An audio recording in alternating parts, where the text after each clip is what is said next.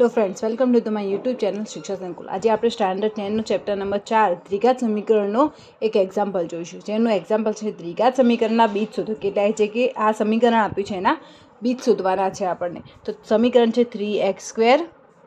3x² minus 2√6x plus 2 = 0। તો આના બીજ શોધવાના છે આપણને। તો પહેલાં આપણે લખી શકીએ 3x² માઇનસ 2√6 છે તો √6x माइनस √6x बे बार लखी शके प्लस 2 = 0। हवे √6 एटले 3 मल्टिप्लिकेशन 2 3 2 6 एटले 3x² minus √2 multiplication √3x is minus multiplication √2 multiplication 3x plus 2 = 0।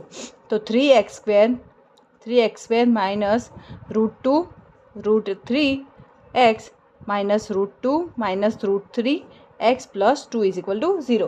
હવે આમાંથી કોમન નીકાળીએ તો √3x કોમન નીકળશે તો અહીંયા વધશે √3x માઇનસ √2 અને આમાંથી કોમન નીકાળીએ √2 = √3x માઇનસ √2 = 0। તો આમાંથી બીજું સમીકરણ થશે √3x માઇનસ આ √2 લખી દઈએ અને આ 1 તો મલ્ટિપ્લિકેશન √3x માઇનસ √2 = 0। તો આપણને આ બે સમીકરણ મળ્યા।